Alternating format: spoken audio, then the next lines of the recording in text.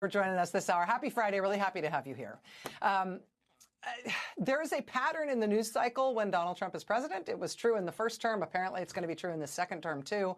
And I don't want to read too much into what we know about him, like, as a human, but it would appear that he is a guy who stays up late and sleeps late.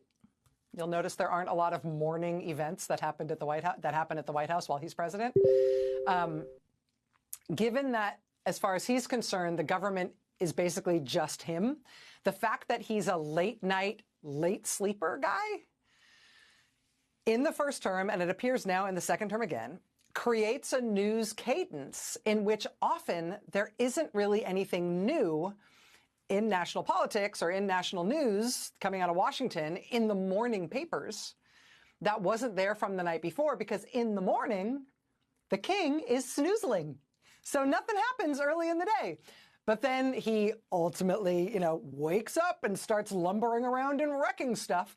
And so we have this news cadence when Trump is president, where the news starts to pick up each day just in the mid-afternoon. And then by nighttime, it's going fully nuts. That was what was true in the first term. It seems to be following that same cadence in the second term. And just as the news follows those rhythms over the course of the day while Trump is president, it also sort of holds as well for the week. In general, what we experienced in Trump's first term was that stuff goes more nuts on Fridays than it does on Mondays, because I guess he gets momentum or whatever. That appears to be happening in this second term as well. All that said, it means it's particularly good to have you here this Friday night and every Friday night, because by Friday night, stuff is generally going great guns, and tonight is no exception. So we got a lot to get to tonight. A big story on Social Security that I really think is very important and really want to talk with you about. But we got a bunch of updates to do on stuff that has been developing over the course of the day. First of all, a big update on a story that broke last night while we were on the air. It broke while I was talking to Tim Walz on the air. We got a live reaction from him here on it during the show. This was the New York Times report, this insane story late last night, that the Trump administration was planning this morning, Friday morning, to give Trump's top campaign donor the U.S. military's detailed, highly classified operational plans that we as a country would follow if we ever went to war with China. Now, Elon Musk, the president's top campaign donor, is, of course, deeply involved with the Chinese government. He has multi-billion-dollar outstanding loans with China. He, not that long ago, wrote a pro-China essay for the Chinese government's censorship agency. The majority of Tesla cars now are manufactured in China. That is where he has his largest factory, and he built that factory with direct involvement from the Chinese government. So, yeah, I mean, in case it's not super obvious what the problem would be here in him getting our war plans for going to war with China, the New York Times last night, in this shocking report that they were going to read him in on those very highly classified plans, they kind of spelled it out in even more simple terms than you might expect from a regular newspaper on a regular story. They spelled it out basically in crayon. They made it so painfully simple what was wrong with this plan that maybe the White House even couldn't fail to understand it. This is what the Times said, quote, "It was unclear what the impetus was for providing Mr. Musk such a sensitive briefing. He is not in the military chain of command, nor is he an official advisor to Trump on military matters involving China. Pentagon war plans, known in military jargon as O plans or operational plans, are among the military's most closely guarded secrets." And here's where they switched to crayon.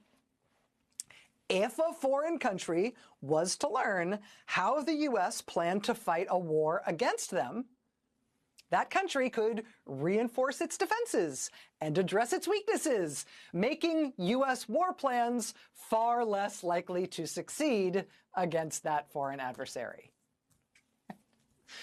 If you have a war plan with a foreign country, don't show that plan to the foreign country just in case you ever have to go to war with them, because it'll mean your war plan won't work. Get it? Do you guys get it? You want me to say it more slowly? I mean, the Times might as well have put it in all caps on a single page with a picture menu, right? Elon Musk is arguably more thoroughly and uncritically in bed with the Chinese government than any other business person who calls him or herself an American. But as of last night, according to the New York Times, Donald Trump was planning on giving him America's most detailed military plans on how exactly we would wage war against China if we ever had to, despite his deep involvement with the Chinese government. Gah! That Times report came out last night while we were on the air. By this morning, nope. Wall Street Journal headline, Trump says Elon Musk won't get briefing on Pentagon's China war plans. Yeah, quick reversal on that. And I think there are two things to see in that reversal.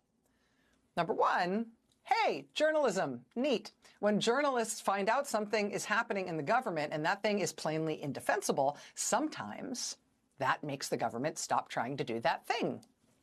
That's why it's a good thing to have journalism. So we, the people, can find out about bad things, and maybe that stops some of those bad things in their tracks. But secondly, given his track record, I don't tend to believe things the president says just because he says them. But in this case, I'm a little bit tempted to believe him, or at least to consider the possibility that he might have been telling the truth when he told reporters this morning, or today, that he didn't know this so-called briefing on the China war plans for Elon Musk was happening. He didn't know about it. He just heard about it in the New York Times. He told reporters today that once he heard about it because of the Times reporting, he, quote, contacted White House Chief of Staff Susie Wiles and Defense Secretary Pete Hegseth to ask them, hey, what's this briefing that you guys are doing for Elon? Now, is he telling the truth there? I don't know, but pick your poison.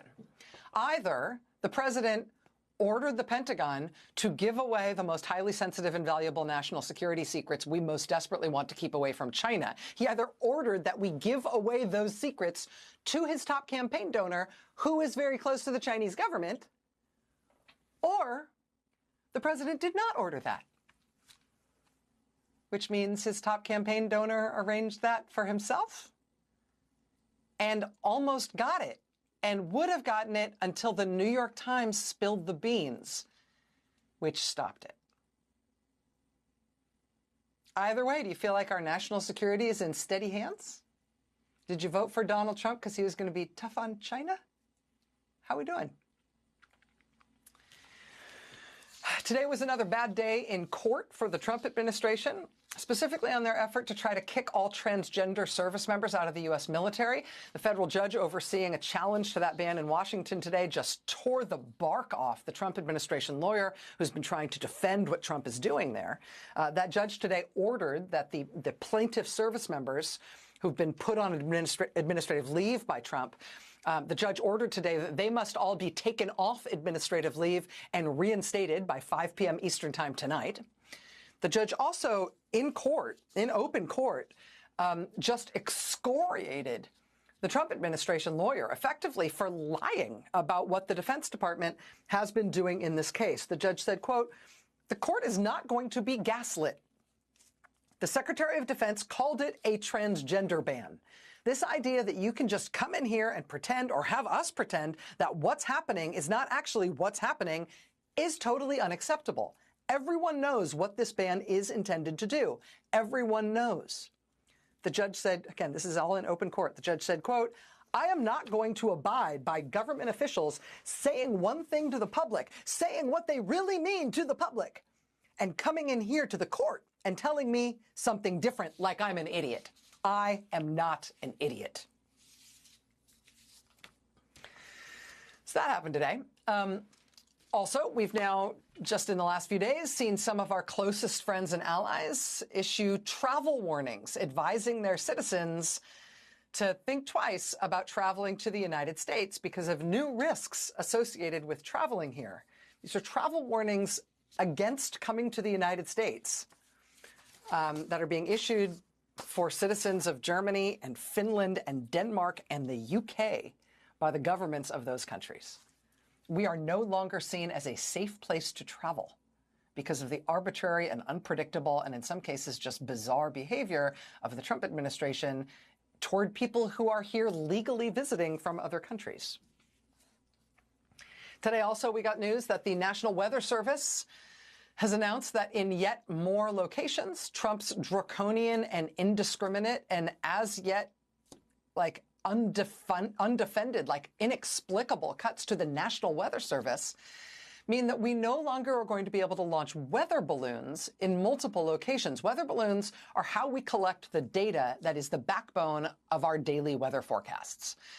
In multiple sites all over the country, they launch these weather balloons twice a day, and those balloons feed atmospheric data into the mathematical models that predict how the weather is going to develop, which is how we get weather forecasts.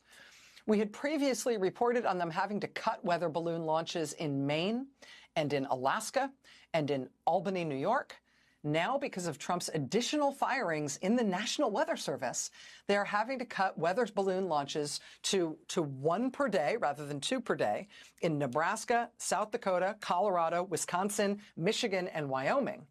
And because of Trump's cuts to the Weather Service, they are now cutting weather balloon launches entirely. They are down to 0 per day, specifically in Omaha, Nebraska, and in Rapid City, South Dakota. But hey, it's not like there's ever any weather in those places, right? So that will probably be fine indefinitely. The cuts to the National Forest Service are such now that Republican Senator Lisa Murkowski has resorted to posting Facebook videos of herself outside the Mendenhall Glacier Visitor Center just outside Juneau.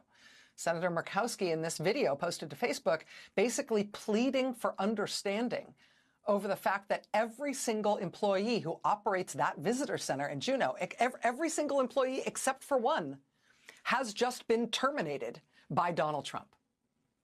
She says the first Alaska cruise ship of the season is due to arrive in Juneau in less than a month. This visitor center is one of the most visited places for the thousands of people who come to Juneau on these types of ships. But now Trump has fired every single person who works at that visitor center for the Forest Service except for one. So, sorry, Alaska. Donald Trump has also just ordered an immediate halt to shipments of vegetables and poultry to U.S. food banks, particularly in rural areas.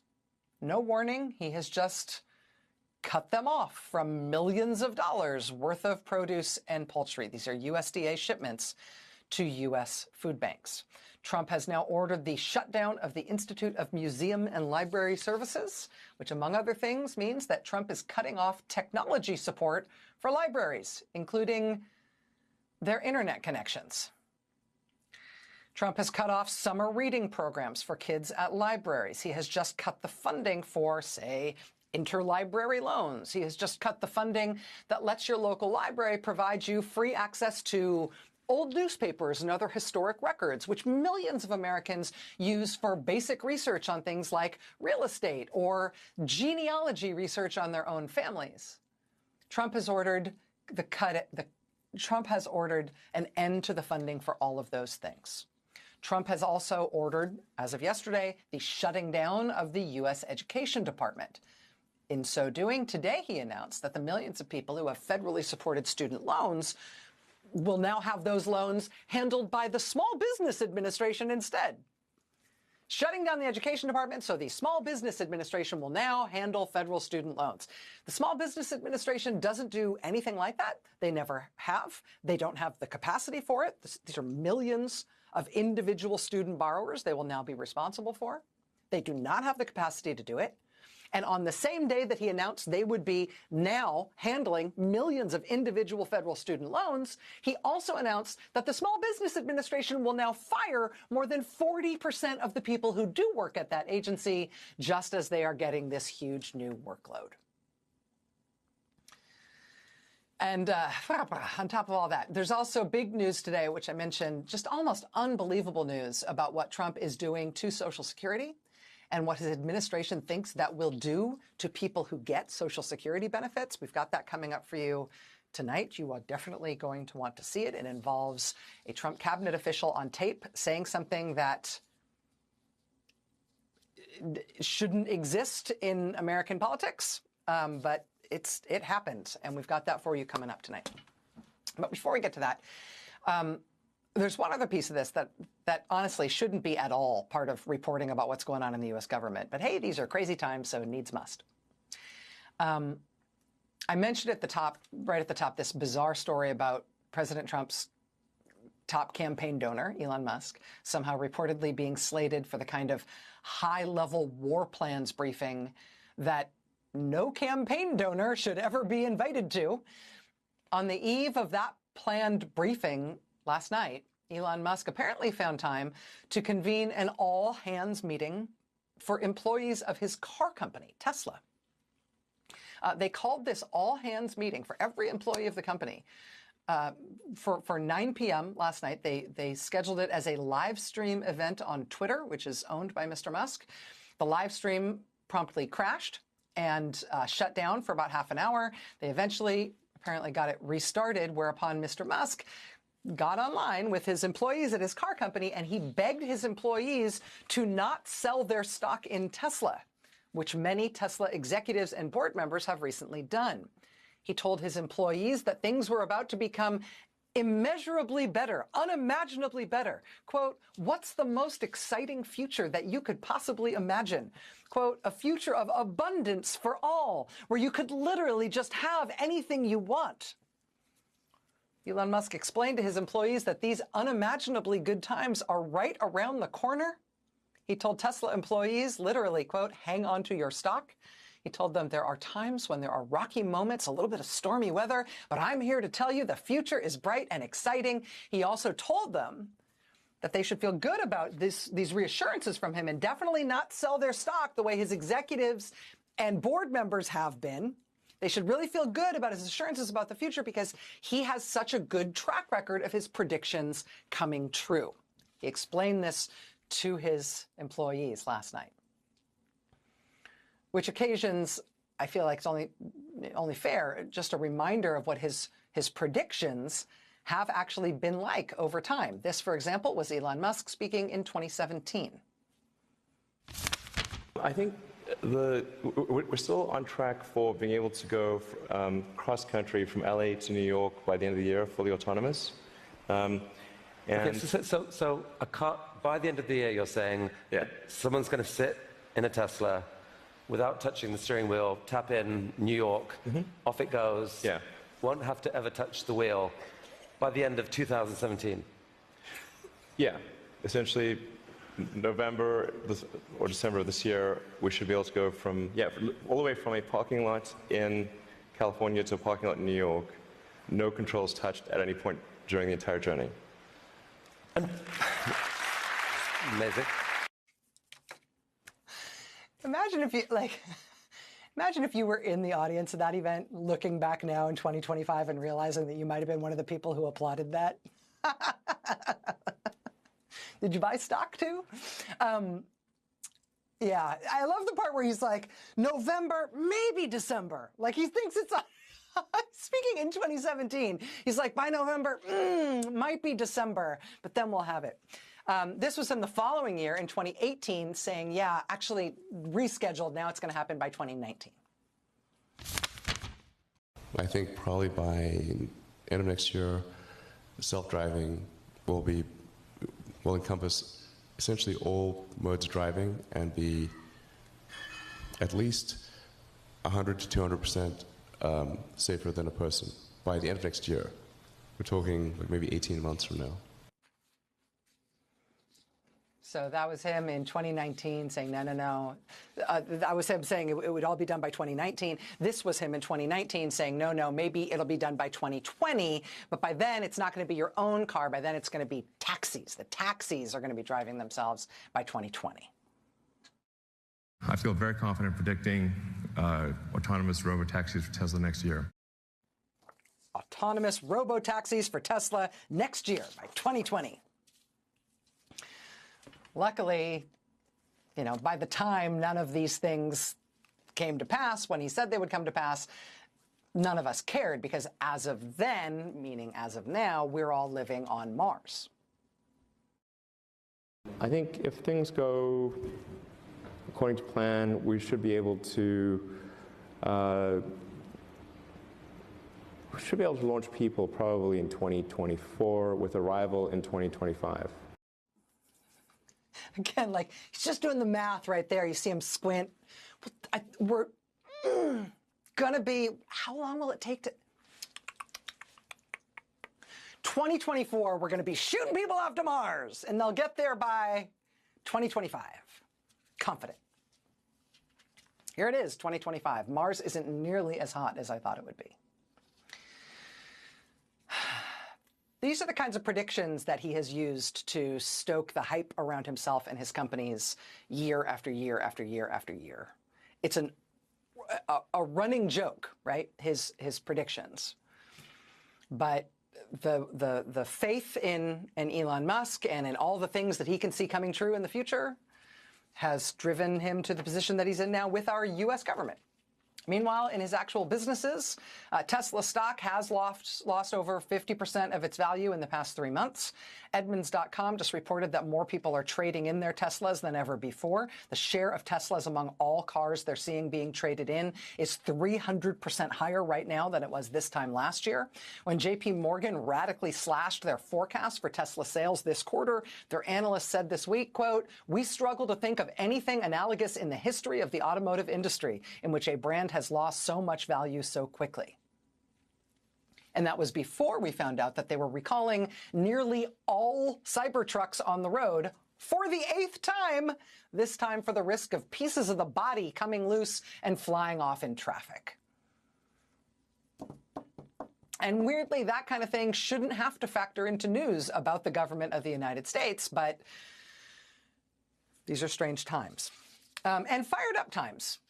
Members of Congress have been on recess this week. Many of them left D.C. to spend time in their home districts, which means that many of them have been holding town halls at home to talk to their constituents. Many of their constituents are confused and scared and mad about what's been going on with Elon Musk and Donald Trump in Washington. We've been covering them on the show all week. We've been covering things like this on the show since the very beginning of the Trump administration. Just this week, though, there have been so many, we haven't been able to show you all of them. Here's just a snapshot. This was Golden, Colorado on Wednesday. Totally full house, absolutely packed auditorium. This is a town hall hosted by Democratic Congresswoman Brittany Petterson and Democratic Senator Michael Bennet. They got an absolute earful from their constituents, basically asking them to fight harder.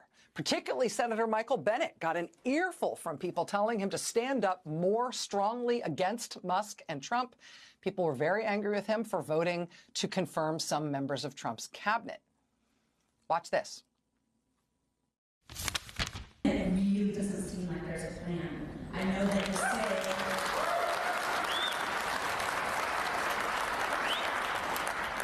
you say, that we are the founders and we are the leaders, but come on, I feel like you're talking pretty.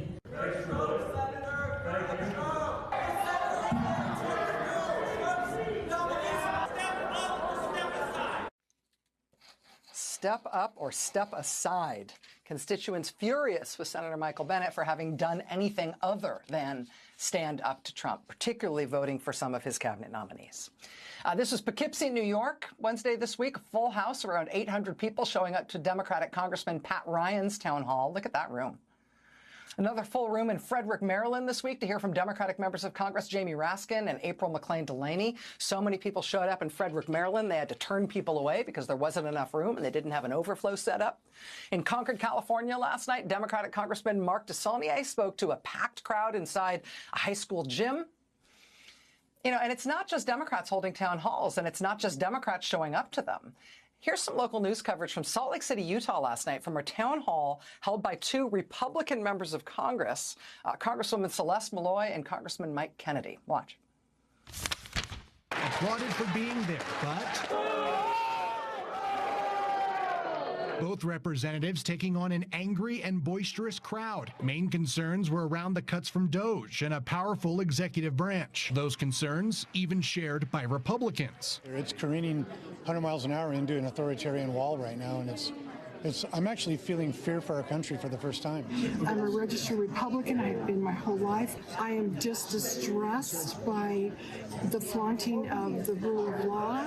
I'm distressed by concerns now that the judiciary may not be listened to and honored. Again, those are Republicans there, including the one saying it's careening 100 miles an hour into an authoritarian wall. This was Dowagiac, I think that's how you say it, Dowagiac, Michigan last night, which ended up kind of like a game of Where's Waldo?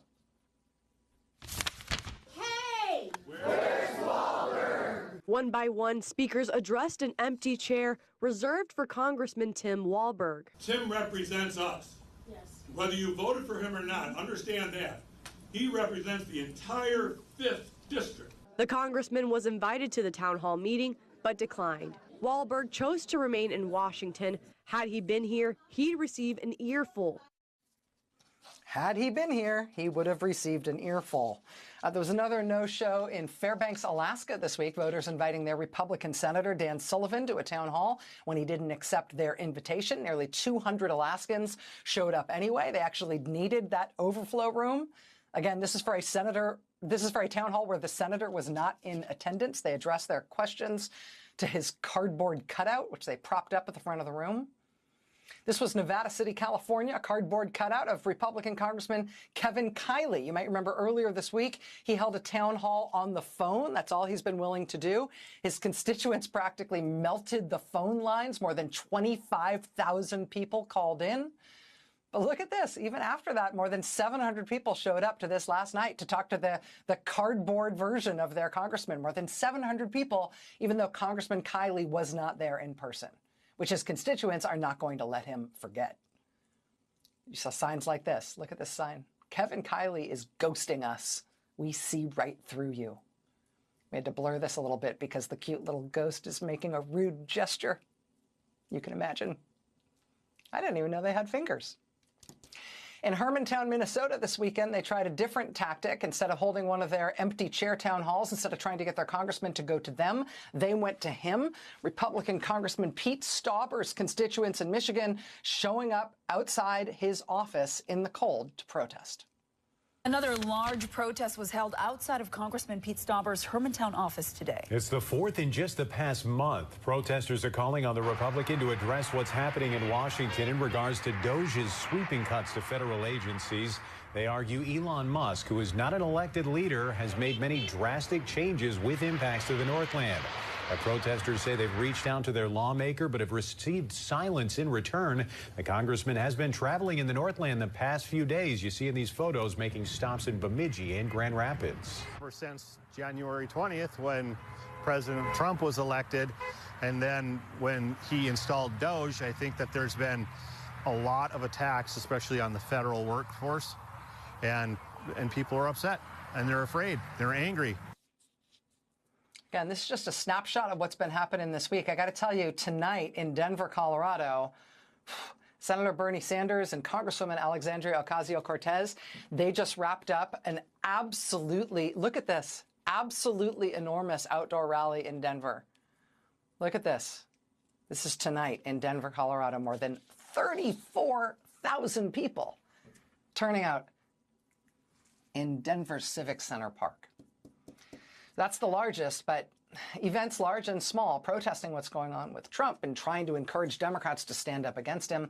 It's been going on all over the country this week, especially with members of Congress home for recess. It would take me all night to show you everything. Been trying to do at least some of it every night. Lucky for you, though, there's going to be a big focus tonight on the last word right after this hour here on MSNBC about the pushback we're seeing with protests in town halls. The great Ali Velshi is in tonight on the last word. He's going to be talking with Democratic Congressman Ro Khanna, who's been hosting town halls in Republican-held districts all across California. They're going to have a big focus on this tonight at 10 p.m. Eastern. You're going to want to stick around for that. We got lots more to get to tonight. Stay with us. Security is the third rail of American politics. You touch it, and it is a guaranteed political death. Well, we are now witnessing the strongest test we've ever had of that aphorism as Donald Trump grabs that third rail firmly and unmistakably. Trump has announced plans to fire thousands of people who work at the Social Security Administration, more than 12% of its staff. He has released plans to shut down dozens of local Social Security offices across the country. Simultaneously, Trump is also making changes that will force millions more people to have to go to Social Security offices in person rather than dealing with the agency over the phone as they can now. That means millions more elderly people and people with disabilities will be forced to somehow make their way physically to a Social Security office in person, if they can find one, because they're closing lots of offices, because they will need to get help in person from a Social Security staffer, provided they can find one who hasn't been fired. The Trump administration also wants to give Elon Musk's group of Doge staffers access to Social Security's database of incredibly sensitive personal information. As we covered here on the show last night, for now, a judge has blocked Doge from getting that information. Today, Trump's acting director of Social Security responded to that ruling by throwing a tantrum and saying if that ruling stands, he will shut down the Social Security Administration altogether.